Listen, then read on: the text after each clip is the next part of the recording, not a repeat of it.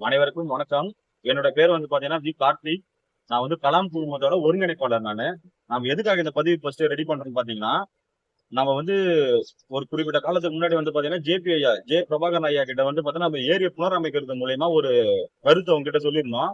அவங்க வந்து நம்ம ஏரியை ஆய்வு பண்ணிட்டு பாலசுப்ரமணிய ஐயான்ற ஒரு நபரை வந்து நம்மளுக்கு அறிமுகப்படுத்தி அவங்க கிட்ட வந்து நம்ம ஏரியை பத்தி எடுத்து சொல்லியிருந்தாங்க. பாலசுப்ரமணிய ஐயா வந்து பாத்தீங்கன்னா நம்மளுக்கு வந்து நம்மளோட ஏரியை பார்த்துட்டு நம்மளுக்கு வந்து பாத்தீங்கன்னா 35 லட்சம் பதிமானம் உள்ள ஒரு ஜேசிபி வந்து நீங்க இந்த வீடியோல பாக்கலாம். அது நம்மளுக்கு வந்து கொடுத்த புது ஜேசிபி. அதை கொடுத்த பாலசுப்ரமணியாவுக்கு ரொம்ப நன்றி.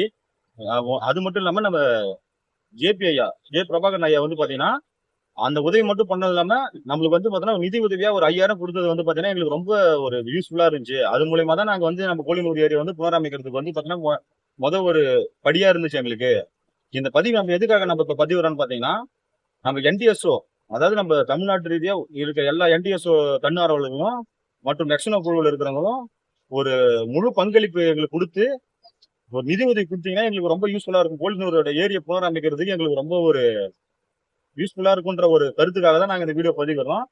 மற்றபடி இந்த 2 குழு சார்பா வந்து எங்களுக்கு நிதி உதவி மற்றும் பங்களிப்பு கொடுத்தீங்கன்னா ரொம்ப யூஸ்ஃபுல்லா இருக்கும். மிக்க நன்றி.